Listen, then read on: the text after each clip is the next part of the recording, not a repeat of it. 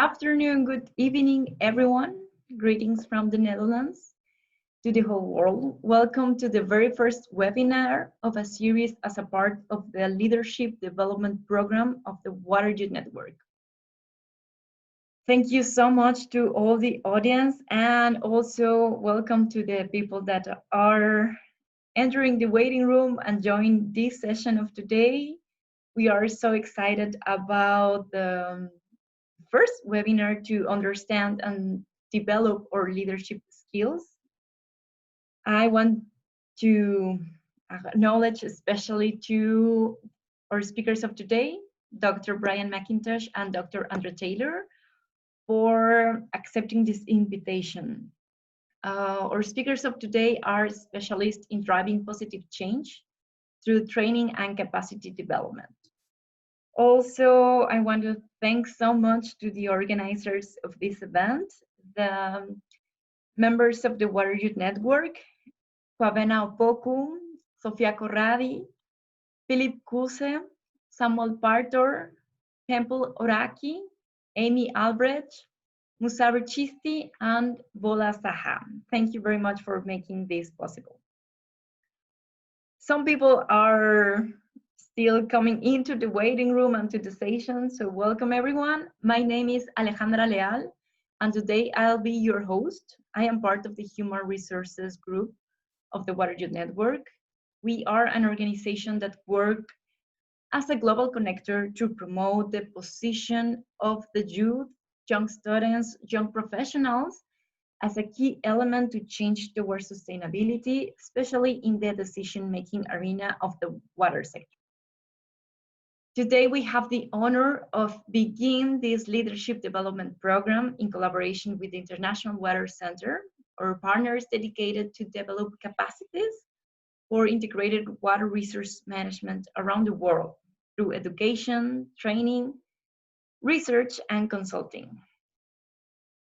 This session is called Emerging Leadership for Young Water Professionals, and it's going to have a duration around 60 minutes with first our speakers' presentations, and we are also going to have a space for Q&A and a brief dialogue at the end with all participants. So I'm gonna share with you the agenda of today here. So first of all, we're going to listen to Dr. Andrea Taylor about understanding 6 water leadership roles, a framework to help build leadership capacity. After that, we're going to have a short Q&A session. So to all our audience, feel free to use the chat box in the right panel of your screens. After that, we're gonna listen to Dr. Brian McIntosh about developing T-shaped water professionals, reflections on a framework for building capacity for innovation through collaboration, learning, and leadership. Again, we're gonna have a short Q&A session, and at the end, be prepared with your mobiles and your computers to join menti.com for a brief discussion and a brief poll with questions from our organizers. All right, so I want to invite you everyone to use the chat box to write the questions, and please just let your mics mute during the whole session so we can have the best connection. I hope all the instructions are crystal clear. And yeah, without further preamble, let me introduce you to Dr. Andrea Taylor. He is a leadership enthusiast, and he specializes in development and capacity building with a focus on ethical leadership for sustainability and water leaders. He began his career in urban water and waterway management, and after a decade of expertise, Andrea became a specialist in institutional capacity building and leadership development. Throughout his journey, he has been a positive influence for professionals and students with many courses that he has authored and co-developed. Currently, he is not only working as leadership specialist in the International WaterCentre in Australia, but he's also director at his own consulting business for coaching and training ethical leadership. Today, he's going to talk about understanding 6 water leadership roles. So prepare yourselves and welcome, Andre. Thanks, Anna. Thank you very much. And before I share my screen, I just wanted to thank the Water Youth Network for the opportunity to share some thoughts around leadership in the water sector. It's a great opportunity. And also, can I acknowledge the network for choosing to engage in leadership development? It's fantastic to see. And we've got a lot of challenges in the water sector, I'm sure we'd all agree, and we need leadership capacity as one ingredient to address those challenges and drive positive change. So it's tremendous to see. Let me just share my screen for one moment. Yes, thank you. Thank you so much.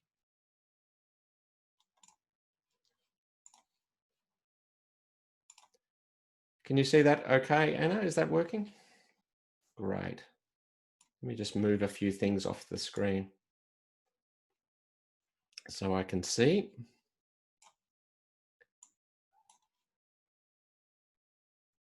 All right, let's get going. So in this session, I'm going to start by introducing what is leadership. I thought we should start there, and then we're going to spend most of the presentation exploring the concept of 6 water leadership roles. So I'm going to give you an introduction to that. Here are the learning objectives for this presentation. Starting with the definition, I'm going to use the DAC definition, and that has some really important implications as well. So we're going to unpack that a little bit, and I'm going to flag some of those implications. I'm going to spend just a few minutes talking about the forms of leadership we often see when we're addressing complex challenges in the water sector, and that those forms of leadership includes both emergent leadership and assigned leadership, and I'll explain those terms in a few minutes. Then we'll walk through 6 common leadership roles that we see in case studies of positive change. So given the time available, I can only give a brief overview of those, but I will share with everyone a paper that is freely available that you can download and go deeper into these 6 roles if you want to. I'm also going to prompt some reflection along the way. So I'm going to encourage you to do some work as well in this presentation. As I explain the 6 roles, I'm going to encourage people to reflect on which of those 6 roles suits you. Maybe you need to play some of these roles now because of what you're doing. And maybe some of the roles really suit you and you want to spend a lot of time in because they could bring out your best. So I'm going to invite you to reflect as I explain these roles, and finish just with a resource that you can use, that journal paper I mentioned. So that's the plan. All right, so let's define leadership. The term is used a lot and we use definitions. In the International WaterCentre, we use the DAC definition of leadership, or a model of leadership, and it's widely used around the world. And it defines leadership not as a position, that's important, it's not a position, it's a social process of influence that delivers 3 outcomes. And the DAC stands for, it's an acronym. D is for direction, a shared vision about where we're going. Alignment, A is alignment of our resources and activities and our roles so that we're all rowing in the same direction towards that shared vision. And C stands for commitment. We want everyone in our network to be personally committed to working hard towards that group goal, that shared vision. So an initiative like this webinar requires a bit of leadership to get it going, doesn't it? It's a process of influence. Brian and myself had to be influenced to be here, and we were happy to be influenced. And we needed to build a shared vision about what this webinar is all about. And we needed to align our resources, the timing, the agenda, the roles. And then we needed people to turn up. So there's an example of emergent leadership by the Water Youth Network. I've put a slide there of Ian Kiernan. He's quite a famous Australian. He's no longer with us now, but a few decades ago, he was an ocean yachtsman, and he was sailing in the ocean and was noticing a lot of floating litter. And he decided he was going to do something about it. So he teamed up with a colleague and he founded Clean Up Australia, which is a big event in Australia. Once a year, people turn up all around the country to these sites where we get some gloves and a bag, and we pick up litter from our waterways, our beaches, our parks. And it's a classic example of emergent leadership. Here was a person who saw a problem, didn't have a position of authority, decided to do something about it, got involved with others to build a shared vision around Clean Up Australia Day, build a network of people, aligned all their activities, the local council, the volunteers, the site coordinators, and motivated people to turn up and donate time on the weekend. So that's a classic example of emergent leadership. Now, if we adopt the DAC definition of leadership, and I strongly recommend that you do, there's some really important implications I wanted to touch on briefly. First of all, we realize it's a social process of influence. And as we start to deal with complex challenges, and Brian will explore that kind of concept of complexity more in his presentation, we soon realize it's a team sport. It's not just one person, there's a bunch of people typically working together to engage in leadership. We also recognize that when we see leadership as a process of influence, it's all about relationships. So to influence someone else, there's got to be at least two people, and the quality of that relationship really matters. So one of the sayings that I use a lot in leadership development forums is that all leadership happens through relationships. So leaders think about relationships, they consciously build them, they maintain them, they think ahead. That's very important. That's a real takeaway for any emerging leader.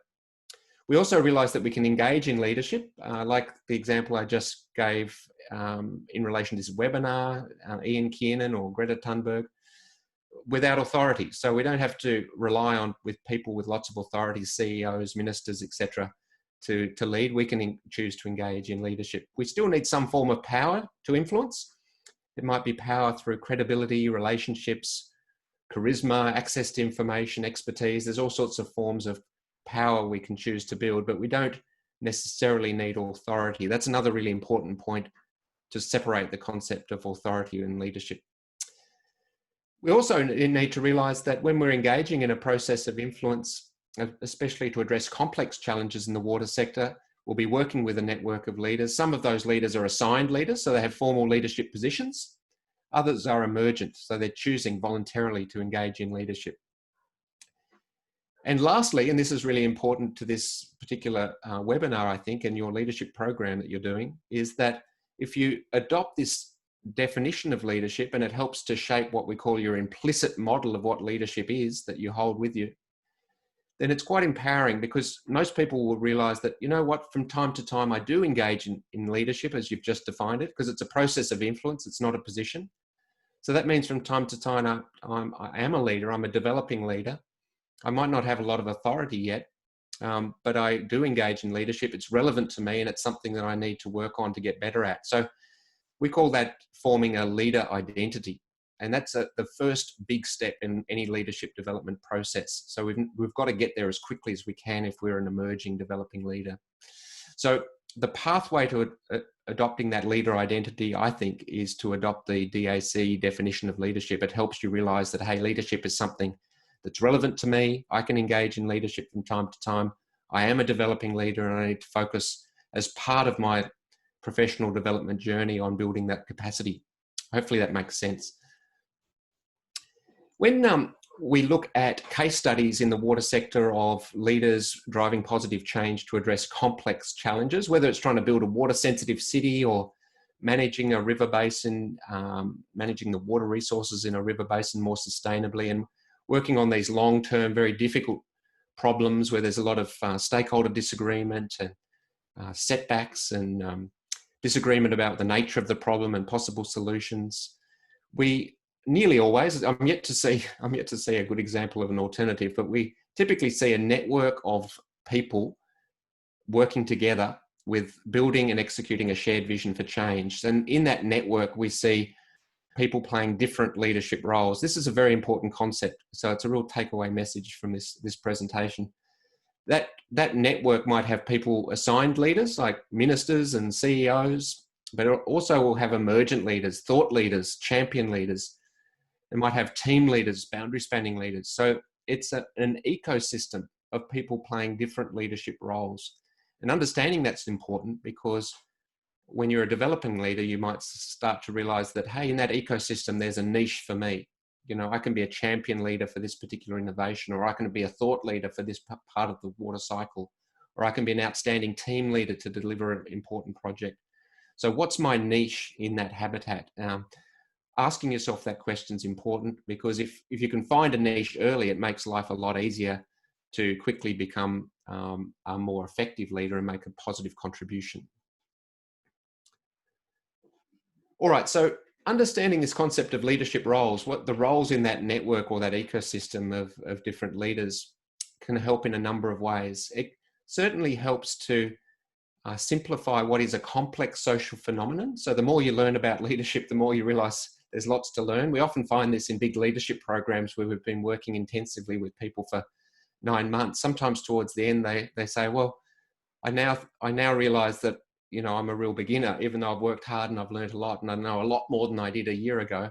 I realize how much I've got to learn. So it's a really big field, and it is a bit complex. So if we can simplify it, that's really helpful. And one way of simplifying it is to understand the different leadership roles, pick some roles that really suit you or you want to play, and really focus on learning to play those well. That makes life much simpler, and it really accelerates the leadership development process. The other point I wanted to raise is if we can find some leadership roles that could really bring out your best, that's a big step forward in leadership development. So let's imagine there's a role that really suits you. It might be a thought leader for a particular topic, and that's where you want to be. And it might be a fair way off in your career, but you might feel that really suits your personality, your strengths, your career ambitions. If you can identify that really early and work out what you need to do to get there and spend a lot of your time in that space, then you're going to be a high-performing leader quicker rather than later and make a really positive impact. So to give you a personal example, in a moment I'm going to walk you through 6 leadership roles very briefly. 2 of those roles I think I'm pretty good at. There's a couple of roles I don't want to play at all. They don't suit me. And there's other roles I can do at a reasonable level, but I don't like doing them much. So I choose not to spend a lot of my time in them. But I do choose to spend a lot of my time in 2 of these roles. One is the thought leader role, which Brian and I are playing tonight as guest speakers. So thinking about, okay, which roles are really going to bring out my best and how can I spend more time in those roles and how can I learn to play those roles really well is another fast track for leadership development. So I'd encourage you to do that. All right, so I'm going to explain these 6 roles, and as I do, I'm going to give you a bit of homework, a bit of work to do. So I'm going to ask you just to reflect as I explain them, which of these roles, if any, do I need to play now? Maybe you've got a role, maybe you're a team leader, for example, a project team leader, you need to play that role. And which of these roles is likely to suit me best? Maybe you've got a calling to play some of these roles, you're naturally suited to them, they suit your personality, your strengths, you've started to notice that already. So have a think about that as I walk through them. So let's get going. The first role is the champion, what we call the champion role. And there's project champions, political champions, executive champions. But champions are emergent leaders who are good at starting initiatives. So I've put a symbol there of a spark plug out of an engine. And if you look really closely, you'll see the brand name of that spark plug is actually Champion brand, which is handy. So they are, to use Stephen Covey's language, catalysts of change. They stand out early in processes of change. They question the status quo. They get things moving. And even though they might look like individualistic leaders, it soon becomes a team sport. So I put a photo there of Van Mixap, who works at Melbourne Water and at the International River Foundation. And she's got those attributes. So she's energetic, she's charismatic, she's positive, she's good at volunteering for things and getting things moving and getting things started, including a not-for-profit organisation that she set up herself. So that's the champion role. Please reflect on whether you need to play that now or whether that really suits you and you could be at your best in that role. The second role is the thought leader role. So this is where leaders are able to exert influence because they have high levels of credibility and expertise. I put a photo of Brad Mogridge there. Brad did our water leadership program a few years ago. He's a thought leader for Aboriginal water issues in Australia. He's doing his PhD at the moment. So when thought leaders speak, people listen because they've got that credibility, that high level of expertise, ideas, fresh thoughts, data, research. The third leader is sometimes called the adaptive leader role or the enabling leader role. And this is a role to address complex challenges. So challenges like how do we build a water sensitive city? And the role there involves creating spaces, safe spaces for stakeholders to come together to safely interact, to understand or share their people's perspectives about the nature of the problem, to experiment with ideas, come up with solutions. If they work, scale up those solutions. If they don't, keep on experimenting. The problem will probably evolve, so you've got to adapt. That's why it's called adaptive leadership, and keep on moving. So it's very much creating a safe space for learning by doing. And so communities of practice are an example of that. Cooperative research centres are an example of that. And an adaptive leader's job is to create those safe spaces, facilitate them, and also help emerging leaders that might emerge from those spaces, like champions of innovation. And I put a photo there of a sandpit, but also Melissa Bradley, who works in South Australia, in Adelaide. She is head of the Water Sensitive South Australia capacity building program to promote integrated water management. So part of her job is building all these little sandpits for stakeholders to come together, to learn together, to experiment, to do trials, and learn by doing. The fourth role is the cross-boundary team leader role, which is a type of boundary spanning leadership role. And these are very common in the water sector. So I'm sure many people that are listening in tonight have had the experience of managing a project team that's a multidisciplinary project team. You might have an ecologist, a planner, a modeler, an engineer in your team. They might not be your staff, but you've got to get that team functioning. It's a very diverse team. So these teams cross boundaries relating to professional discipline, maybe geography, maybe culture, and you've got to get them operating at a high performing level, often without much authority. So I put a photo there of a bridge. You're bringing people together, and I put a photo of Dr. Steve Scull there from Alluvium, a consulting group in Australia. He's the Queensland regional manager. So he has a team of staff that's geographically dispersed, but he also is a consultant. So he's constantly leading project teams to get consulting projects done. So he plays that role very frequently. The fifth role is the strategic leader role. So this is where leaders need to think ahead, look over the horizon. That's why I put the binoculars as the symbol there. So they work with stakeholders to build a shared vision for a team or an organisation, or maybe even a major project, and a strategy to deliver that vision. And so they engage in scanning behaviours, looking for threats, opportunities. They engage in strategic networking, strategic planning. They tend to be more senior, but not always. For example, I'm guessing there'd be people in the Water Youth Network that have to engage in some strategic leadership roles from time to time when you're doing your strategic planning activities for your organisation. The photo there is Julie McLennan. She's the CEO of an organisation, an independent organisation in southeast Queensland called Healthy Land and Water, who they're kind of bridging organisation. They coordinate activities across a large number of stakeholder organisations to look after the health of waterways and other landscapes, natural areas in southeast Queensland. So she's often playing that strategic leader role in her position. The last role is the trusted advisor role. And I should say there's more than 6, but we're only looking at 6 today. The trusted advisor role is a very powerful role. So these are people that are credible, independent, and they influence people with authority, such as ministers or CEOs. And they do that through communication, networking, and advocacy. And I put a photo of a doorway there because they often connect other leaders to powerful people with authority. So think of a minister, for example, has a lot of authority. He or she might have a environmental advisor who's a trusted advisor, playing the trusted advisor role. And that environmental advisor might be meeting with thought leaders and champion leaders and is providing a doorway to the minister. I put a photo of Professor Rob Vertesi there as an example of a trusted advisor in the water sector here in Australia.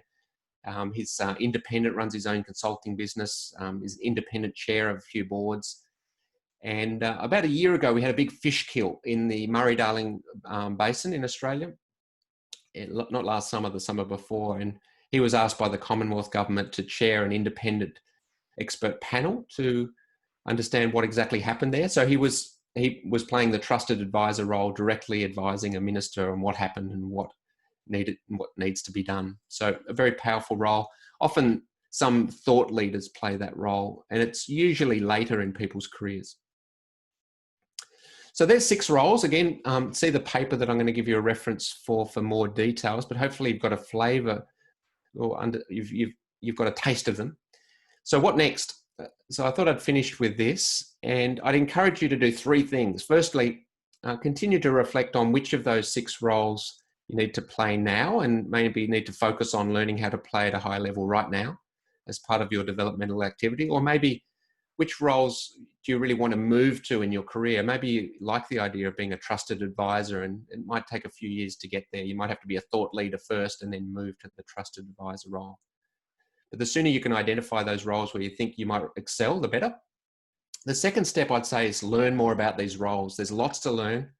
There's certain skills that are needed, competencies that are needed, networks that are needed, communication skills. So we can learn them by reading the journal paper. That's a good start, but also working with mentors, coaches, working with leadership development programs that unpack these roles, like the water leadership program that the International WaterCentre runs. And lastly, once you're clear about what you need to do, what skills you need to develop, what behaviours you need to practice, what leadership strategies are relevant, put that together in some sort of a leadership development plan. If you're doing a leadership program, you should have some sort of action plan to structure your developmental activities. So that talks, a plan typically includes the actions. What are you practicing? How are you getting feedback? How are you getting support from more experienced leaders? And how are you reflecting? And Brian and I have shared a PDF of these slides, and if you click on the hyperlink in my PDF, it'll take you to that journal paper I mentioned, where you can read a bit more about these roles. And on that note, and my contact details, if you want to contact me after this presentation, feel free. But on that note, I will stop sharing my screen, Anna, and pass back to you. Thank you so much, Andrea, for the presentation. I think it's a really interesting reflection that you are providing to us to think about what from these 6 roles, what can I play right now, and what I've been playing as well, and also which ones can bring the best out of you. We have a few questions from the audience that I want to share with you. First of all, we have Sophia asking, why is it important for people to recognize their role as a leader and also their type of leadership? Why is this important? I got the first part of the question. What was the second part of the question?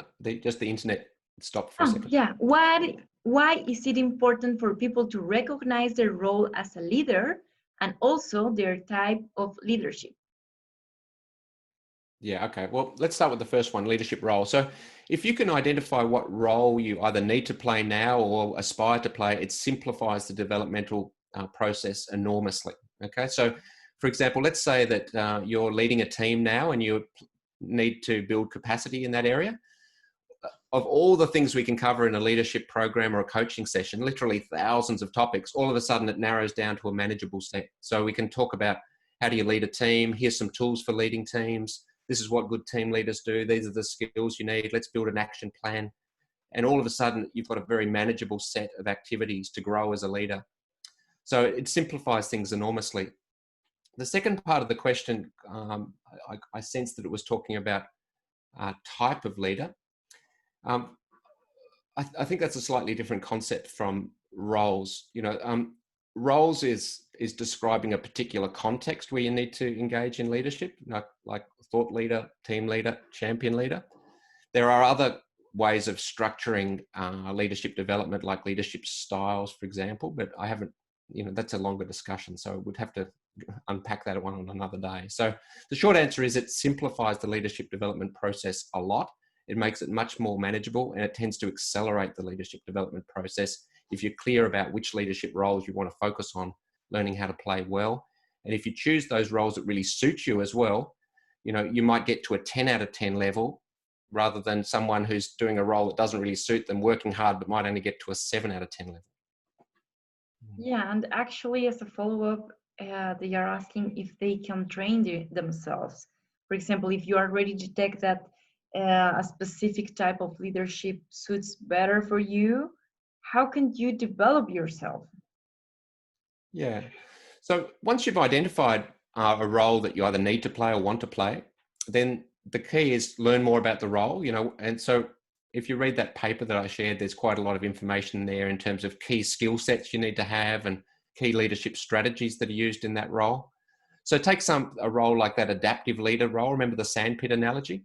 There's certain skill sets you need to play that role. You need to be very good at facilitation, systems thinking, storytelling, adaptive, authentic leadership, building relationships, building trust. You need to be patient, resilient. You know, so there's certain competencies, abilities, that mindset, skills, knowledge, networks, power, that is needed to play that role well. So once you learn about that, and a coach can help you, a leadership program can help you about that. If you read about it, you can, then all of a sudden we can start to say, okay, well, which of those competencies have you already got? What do you need to add? Let's put together an action plan for you to build those gaps. You know, for example, systems thinking, you might know nothing about that. So that's an area you might want to work on, or your facilitation skills, or building resilience so you can work on complex challenges over long time frames in difficult circumstances. You know, knowledge of the role leads to an action plan, and then you have to work. Keep in mind that in leadership development, we use the 70-20-10 rule of leadership development. So that reminds us that, you know, roughly 70%, the bulk anyway, of growth happens by doing, practice, conscious practice, guided by an action plan, 20% from support and feedback from colleagues, and 10% by structured learning. So just reading the journal papers, the structured learning, this webinar's the structured learning, it's only 10%. We've got to move to that conscious practice as quickly as we can. So we've got to think about, okay, what skills do I need to develop? What behaviors do I need to practice? Put it in an action plan, get some feedback, get some support, reflect, and we're off and running.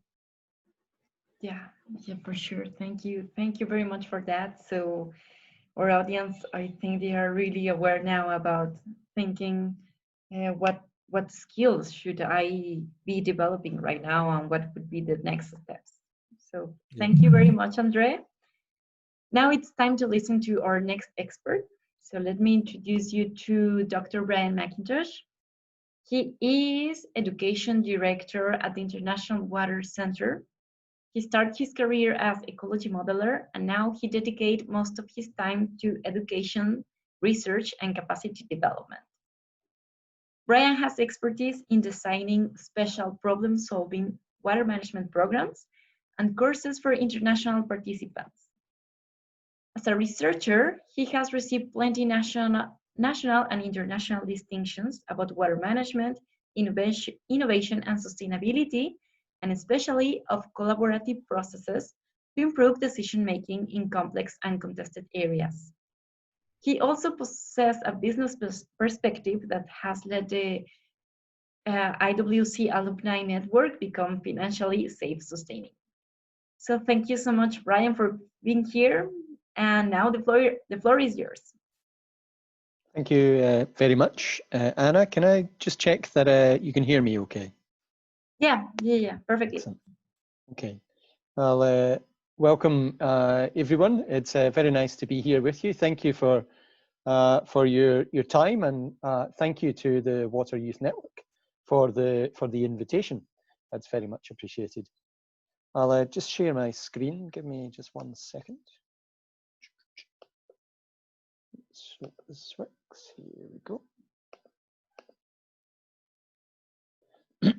Okay, so Andre has set the scene in terms of leadership, and leadership to drive processes of change, to drive processes of change to either manage water better, more sustainably, or to respond to some of the challenges which face us in our different countries and more generally globally.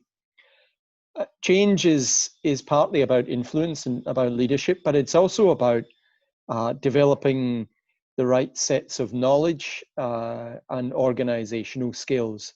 And so what I'm going to do really as a complementary presentation to Andre is to explore that second layer. At the International WaterCentre, our view really is that an effective water leader is someone who has developed a range of influencing skills, as probably operating effectively, and has refined their ability to operate effectively in one or more roles, but also has an understanding of a relevant and potentially quite diverse set of disciplines, and has the ability to and the skills to be able to manage their work and to potentially manage the work of others. When you put all these ingredients together, I think you both have an effective water leader, but you really have the ingredients for effective water leadership as this collaborative and distributed process that Andre has alluded to. Just a brief word, I suppose, about how leadership development fits into what the International WaterCentre does. Really, if you're to boil down what the IWC does, we're a capacity development organisation. We don't develop all kinds of capacities. Really, we focus on developing the necessary skills, knowledge, organisational scale capabilities, and even sector scale capacities to be able to drive processes of change. And that's because we fundamentally believe in the need for these capacities, both to be able to achieve the kinds of sustainable development outcomes that we collectively envision, but also to be able to adapt to the way in which we find our countries and the world's changing. We're already 20 years into this century, and the drivers for change in how we think about and act to manage water are only going to increase. And so some of what we do is water leadership development, working with individuals. We also run postgraduate programs and also work with organizations, and in fact networks of organizations, because change isn't something that happens with an individual sitting in a cupboard. Change isn't something that happens with an organization acting on its own. Change and leadership really fundamentally is a distributed and collaborative process. And I suppose as water professionals, we quite often, I suppose, not personally, but in through the way in which our work is organised, we've sort of factor out the complexity of the situations in which we're operating.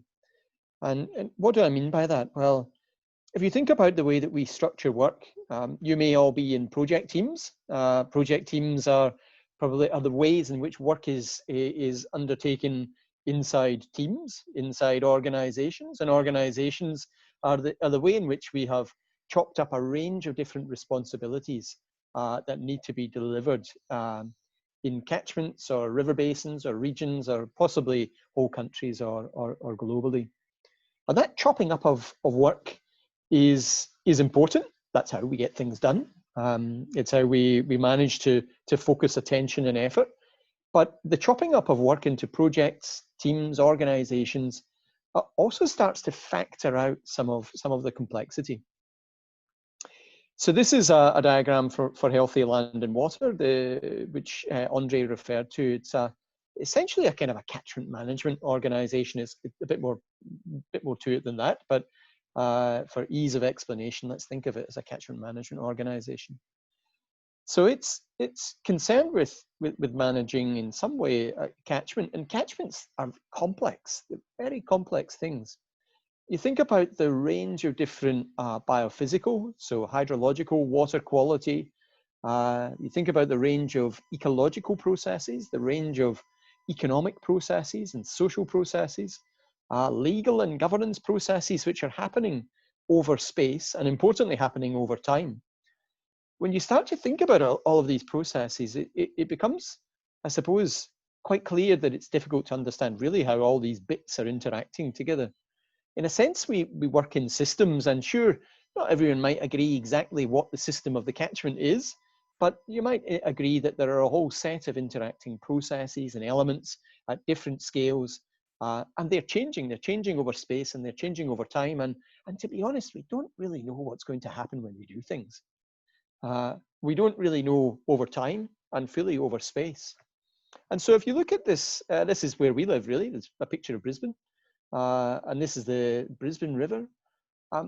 When Australia was colonised a couple of 100 years ago, there started a process of clearing the land. Clearing the land makes an awful lot of sense if you want to make room for a city. Makes an awful lot of sense if you want to grow food. Makes an awful lot of sense if you want to get the wood from, which is currently in the form of trees, in order to make buildings. And so we cleared the land, and in clearing the land, we slowly but inexorably change the functioning of this landscape, this system. We build a city, we fundamentally alter the hydrology and the water balance. We clear the land, we fundamentally alter the hydrology. We also alter the way in which the river moves and the water quality of the river.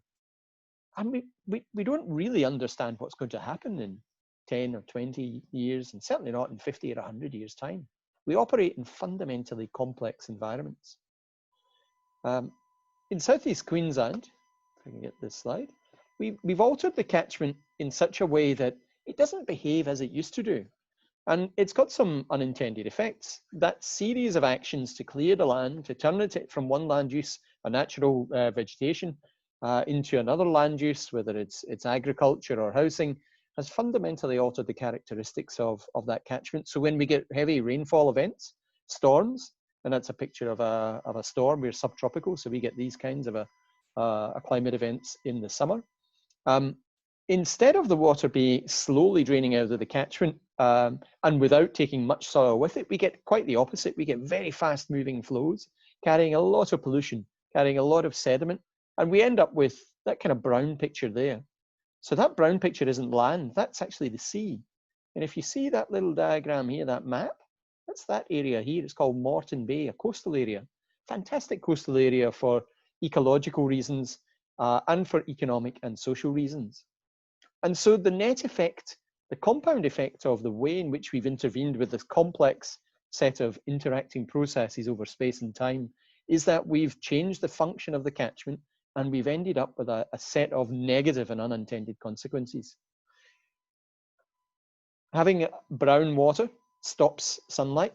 Stopping sunlight interacts with seagrass, stops seagrass thriving. Stopping seagrass thriving starts to have a knock-on effect across the ecosystem in Moreton Bay.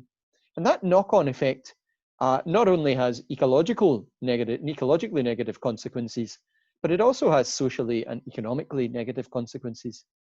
And so we are continuously operating as water professionals in our bits of the world, the way that the work has been chopped up organizationally, or in teams, or in projects, or in programs.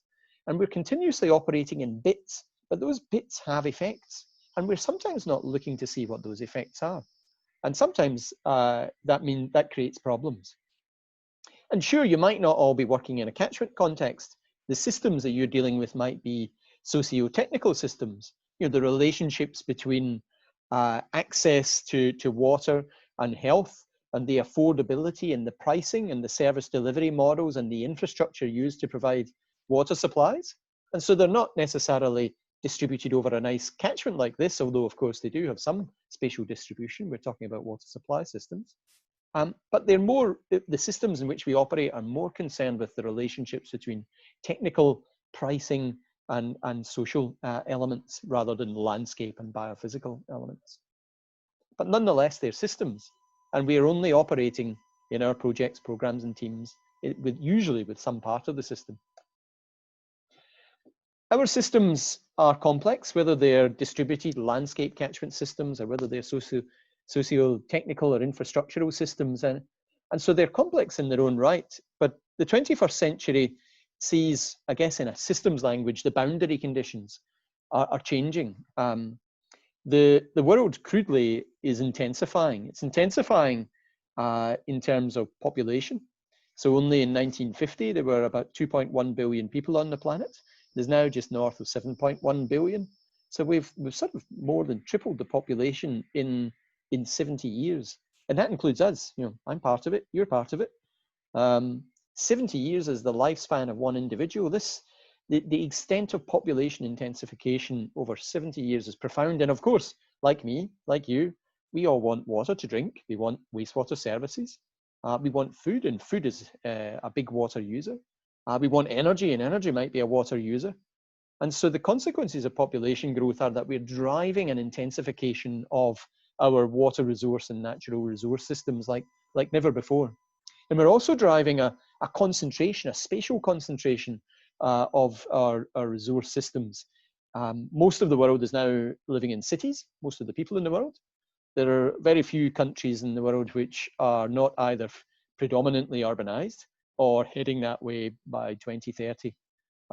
Those countries are unfortunately probably subject to conflict, which is driving population down the way and reversing that trend.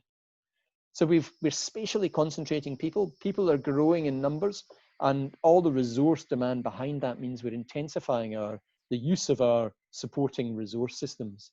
And that's driving the complex and influencing the complex systems in which we work already, which are pretty profoundly complex. And then you overlay on that climate change. This is a picture from a paper by Brian Richter and colleagues.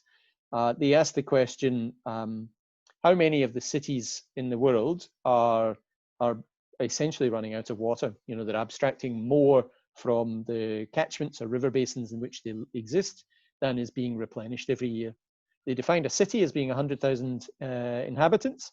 And by doing that and looking at the water balance across all of the catchments involved, they found that more than half of the world's cities are in river basins or catchments which are already net negative, are on in some trajectory the path to running out of water. Primary reasons there are food, agricultural water use, it's about 80% of human water use, and climate change. And climate change is changing the way that water is distributed over space and time. So where it used to be good to have a city and to grow food, it's not necessarily the best place to have a city or grow food anymore. Our boundary conditions are changing, and that means that really we need to build collectively the capacities for change.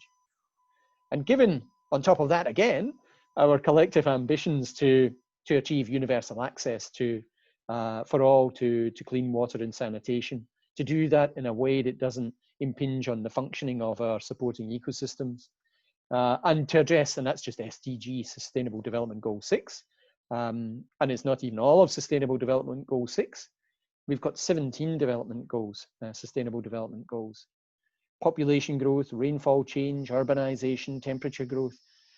The need for change is clear, and change requires leadership capacity. And that requires both influencing skills, it requires collaboration, but it also requires additional kinds of knowledge. This is from Rosalind Armston's book, Growing Wings on the Way. It's a systems book. And in terms of the projects, you know, I'm not making a call that we should somehow scrap projects, programs, teams, and the way that we organize work. Of course, that's sort of necessary for getting things done. But when we're doing work in projects and programs and teams, we quite often find that, in fact, we usually start off knowing what we know. You know, as a team or a person, you might have the knowledge and understanding you need to deal with a problem. You might also start out knowing that as a person or as a team or an organization, that there are a set of things that you know you don't know. They're the known unknowns. So you need to find them out during the process of the project or the program, building the piece of infrastructure, the governance reform, or whatever it might be. And you find out perhaps along the way that actually inside your organization or in your network or individually, you've got some of the solutions already. Those are the unknown knowns. The really tricky bit, and the bit that collectively we need to develop the capacities to address and find out, are the unknown unknowns. It's the things that you're not even aware you don't know. And that poses a problem, and it's central to this idea of complexity. You know, complexity, if you think of complexity in terms of that landscape, that whole catchment, and you could think of that in terms of the catchment that you're living in, there is no way to comprehend everything that's happening in that catchment. There is a fundamental limit to knowledge there. That's partly to do with the limits on our data and research mechanisms, data gathering and research mechanisms, but it's partly to do with just the diversity of processes and some inherent uncertainty and unpredictability. Of course, we live in catchments, and none of us are perfectly predictable. Farmers are not perfectly predictable. Governments aren't. People are fundamentally unpredictable, and we don't understand animals, who also, to some extent, are fundamentally unpredictable, as are plant species who form the vegetation, which plays a role in providing ecosystem function. You can think of this sort of fundamental complexity as being a bit like a big bowl of noodles. and it fills an entire room, you don't really know whether it's noodles across the other side of the room or not. The only way you're going to really understand this big bowl of noodles is by having enough people looking at it and having a look at it in different ways. Each of us has our own cognitive limitations, cognitive biases. Engineers don't think like anthropologists, don't think like community development practitioners or economists. So we need to bring together multiple perspectives, disciplinary perspectives, but functional perspectives inside organizations and even across organizations, different stakeholder perspectives, in order to be able to stand the best chance of identifying the things that we don't know, the unknown unknowns. And that's why learning and collaboration are really a kind of a rational part and an essential part of the response to complexity. And they're also an essential part of change, and go hand in hand with leadership as forming one of the key ingredients to being able to drive, identify what kind of positive change is required, and drive it. In terms of organizational learning, it's, as well as this sort of grand picture of I guess, a call to collaboration and multi-perspective learning, within the field of organizational learning, there are at least 3 levels of learning that can be identified. And quite often our teams and our projects and our programs are set up to engage in single loop learning, get better at doing what you're currently doing. You know, we've decided to provide water supply for a city by abstraction from a river. We're going to have a centralized system, one big treatment plant, and we'll send out the water from there. Let's get better at doing that. Let's make it more efficient, less costly. But what if you're running out of water? What if you need to adapt and use recycled water? Is a single big centralized system the best? Probably not. But unless you have a process to instigate the question, are we doing the right things? In fact, are we just doing the wrong thing? Double loop learning, it's tricky to see how change can happen. And that's where we sort of see as being complementary to leadership, this, or in fact, incorporating leadership, is this idea of a T-shaped skills profile. And exactly what T-shape you need will depend on the kinds of situations that you're working in. But the idea here is that for change to happen, we need people with deep specialist expertise, but people who are able, professionals who are able to interact with, understand, and meaningfully work with professionals and other stakeholders from different perspectives. So a T-shaped professional is somebody who has that eye, you know a lot about a little, and who are able to meaningfully engage. So an economist that really understands what an engineer is trying to do. An engineer who really understands what an ecologist is trying to do. Of course, we can all speak the same language. We're all speaking English just now, but understanding the words isn't quite the same as understanding the meaning. There's so much that you take on during a process of education that you distill into single words, and behind it are very rich conceptual structures.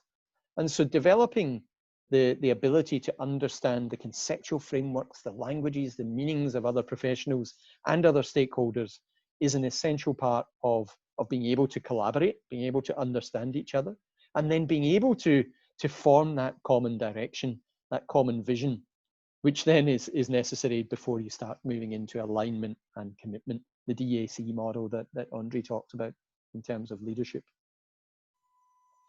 And I suppose the challenge is, in a sense, is over to you. When you're junior in your career, perhaps your scope of influences might be more limited to projects or programs.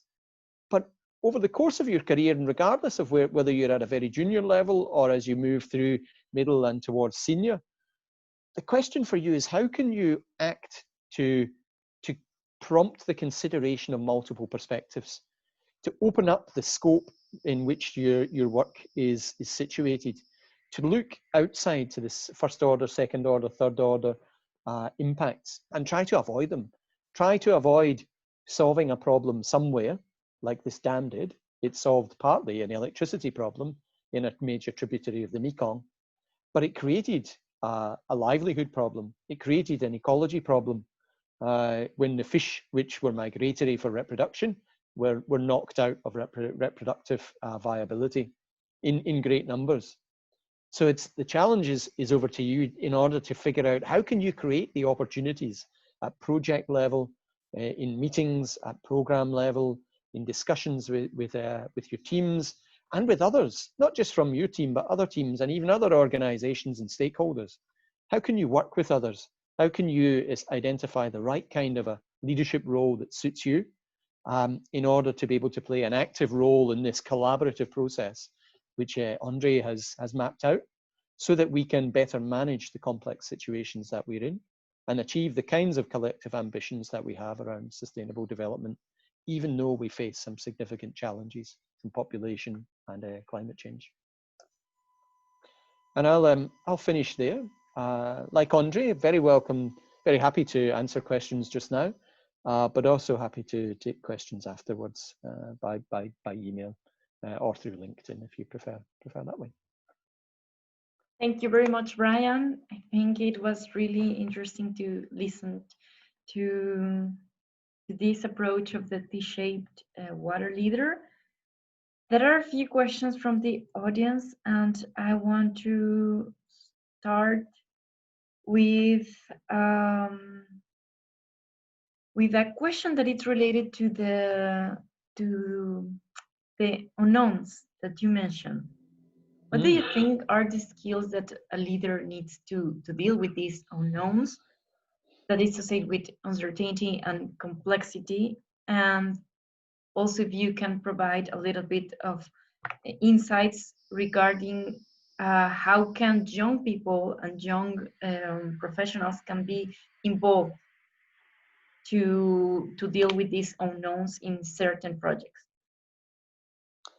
Yeah, look, I suppose at a very simple level, you increase the chance of uncovering the things you don't know by looking for other perspectives.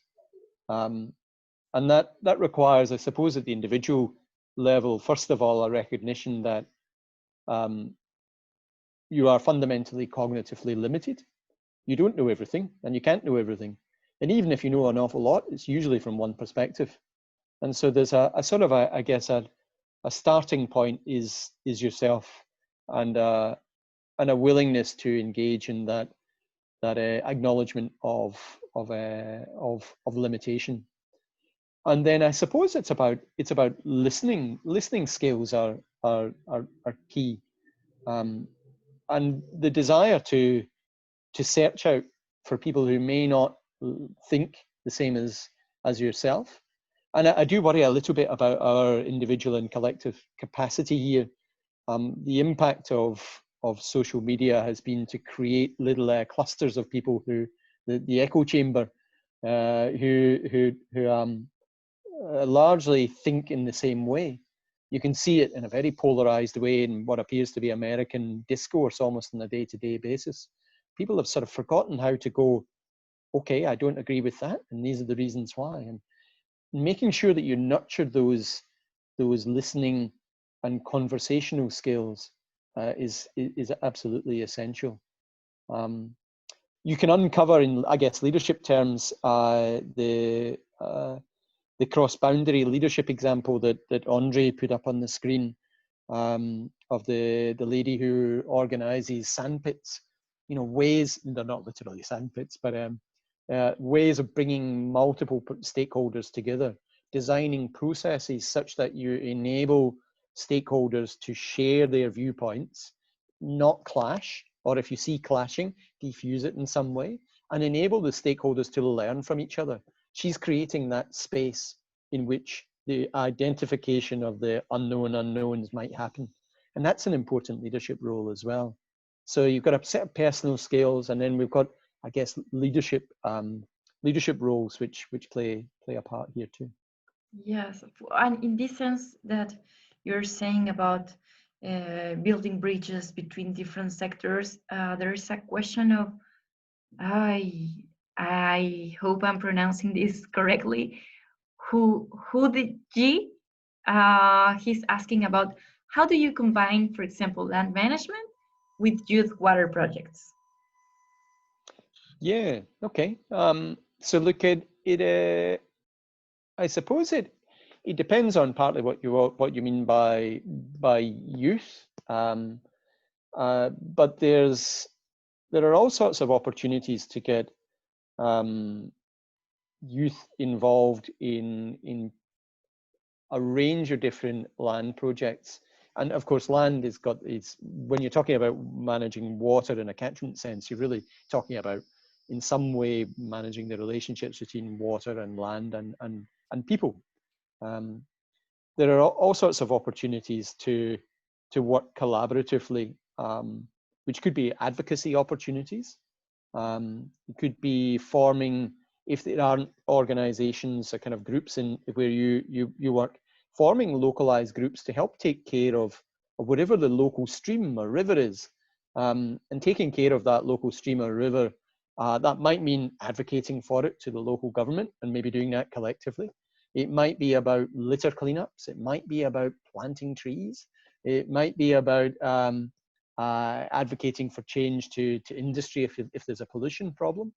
And these kinds of activities are, I think, excellent ways of involving youth right from school age through to youth as defined as sort of under 35. There's all sorts of opportunities there. And if there isn't a group like that where you live, start one. You must know some people and start it. Get onto social media, onto Instagram, Facebook, whatever you use, and catalyze one. Get out there. Exactly, and you can start to play this champion leader role that Taylor was mentioning in the beginning. Thank you so much, Brian. I want to invite the audience to stay with us 10 more minutes because we want to hear from you now. So I want to invite everybody to log into menti.com. I just shared with you the number of our presentation. It's right there in the chat box. So for that purpose, I'm gonna share my screen. Perfect. I hope that everyone now can see the code, the menti.com code. So please join with your mobiles or with your computer to answer 2 questions. We want now to listen to your insights and to listen a little bit about what you think after the presentation of these 2 experts in leadership. So to all our participants, we want to know from your perspective, what skills are key for becoming a young water leader? So please join with the code 130385 in Menti. We have different options, so we're gonna wait just few seconds, few minutes to let everyone join the poll. And Brian and Andre, you are now looking into the results, right? Yes. Everyone is joining and 10 people are now answering and this number is increasing. So we have different skills that our audience think are really important to become a young water leader. We have now 14 answers. And so far we have that awareness about yourself and others. Our audience think is the most important skill, followed by persuasiveness and influence. These 2 are the ones with most votes. Yeah. Can I just comment on that, Anna? Do you mind? Sure. Yeah, feel free. Yeah. Thank you. So the 2 that were the largest slices in the pie there were the 2 that I was looking at. By the way, I hope you don't mind, I voted as well. But for me, self-awareness, that's part of self-leadership. We start there. So if you're not a self-aware leader, and there's 2 elements of self-awareness, awareness of your own, strengths, weakness, mindset, worldview, but also your awareness of your impact on others. There's 2 components there. It's worth mentioning.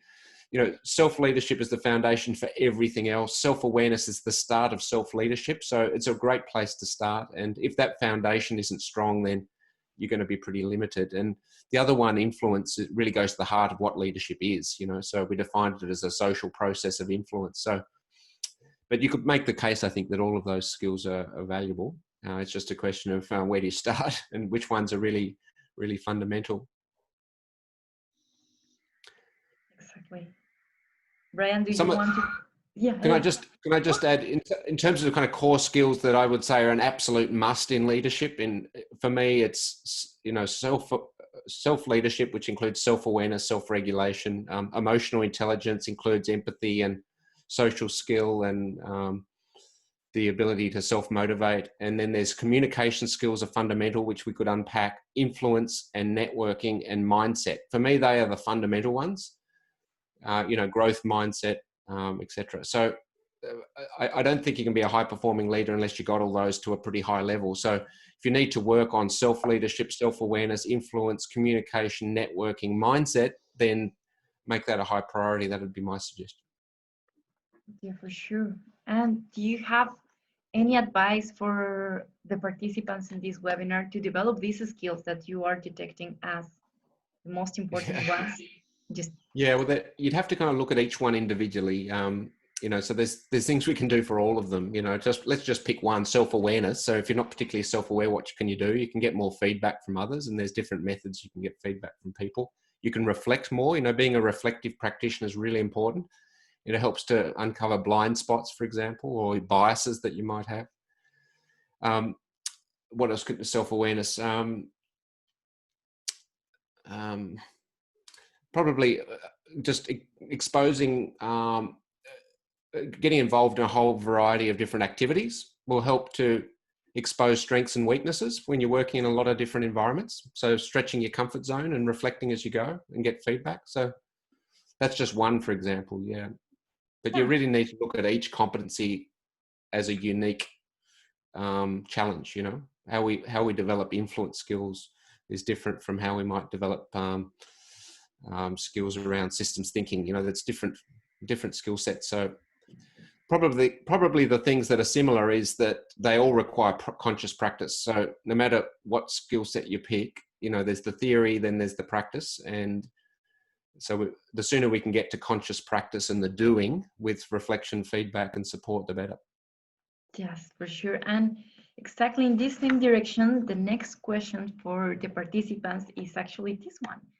What are you going to do to become a water leader? What is the next step for you? And this question is an open question. So the different answers that we get from our participants are gonna start popping up, because yes, it's true. You talk about having an action plan to develop your skills. You also suggest to position yourself in these different leadership roles that you can have, or you can detect as you need to be playing right now. And also you shared with us that it's not only about having the technical knowledge, but it's also about knowledge about the context and awareness about the leadership skills that you can develop.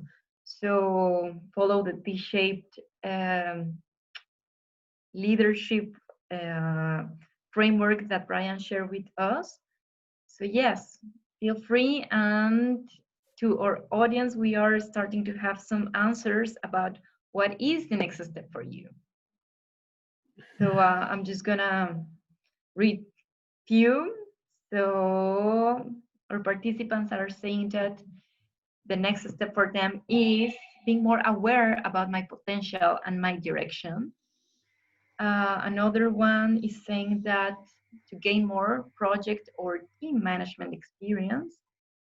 Also to start with reading the paper Andres suggested to better understand the kind of leaders. Another opinion is that firstly, to reach out to my network for a mentor, and secondly, to increase knowledge and building leadership skills, for example, with relevant articles or books. Other one is saying to expand my network and knowing who can support me towards the goals. So if you can share some insights about the next step from our audience. Can I just add one point there, Anna? The Sure. comment about reach out for a mentor, which is tremendous. You know, mentors are a really high value, low cost, ancient form of leadership development. That's a good example of how it helps if you've got an idea on what leadership roles you want to play. So, for example, if you want to be a champion type leader, you're naturally pretty good at that. Obviously, if you can find a mentor who excels at that role, they're going to be really valuable. In my experience, the very best champion leaders usually struggle as adaptive leaders because the role is so different. So, you know, if you want to be a good adaptive leader, I wouldn't be recommending a mentor who's a really good champion leader and an average adaptive leader, if that makes sense. So clarifying which leadership roles you want to play can give you a pointer for which mentors might be best. You know, if you want to be a great team leader, find an outstanding team leader and learn from their experience. So it's just a practical example of how having clarity about which roles you want to focus on in the immediate term can lead to practical consequences like finding a good mentor. Exactly. Yeah. Practice. You know? And as a compliment, I might suggest that people do. You know, the reading is only going to get you so far. Doing will get you an awful lot further. And so, you know, if there's a space on a committee like the Water Youth Network, you might want to step up, volunteer. Doesn't need to be the Water Youth Network, but I thought I would do a small advertising plug for the committee. It could be something locally. And if there isn't an organization to do something that you'd really like to see done, well, see if you can form one. And in the process of doing, you will learn a lot. And that's not a call to ignore the process of reading and developing your knowledge, but it's to counterbalance it. You will never develop leadership skills by reading alone. You need to do. Yeah, sure. Thank you very much, Brian. Thank you very much, Andre, for being today with us. And yeah, it's true. You say that is it 10, 20, 70, right?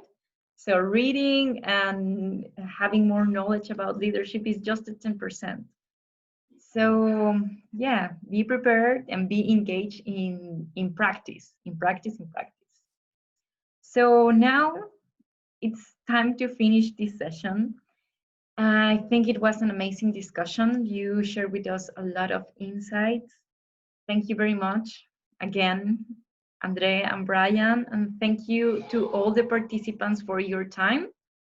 And I just want to remind everyone that this leadership development program of the Water Youth Network is gonna be on a monthly basis. So next month we're gonna have another session with other experts. So stay tuned in our social media, Twitter, Facebook, LinkedIn, Instagram, to further news about this program. And also remember that if you want to become an active member of the Water Youth Network, just contact us through social media and our website. Thank you very much again, everyone, and see you next time. Bye. And thank you everyone for participating, and again for the invite, Water Youth Network. Yeah, thanks again, and great facilitation, Anna. Well done. Thank you very much. Yeah. Okay. Bye. Bye, everyone.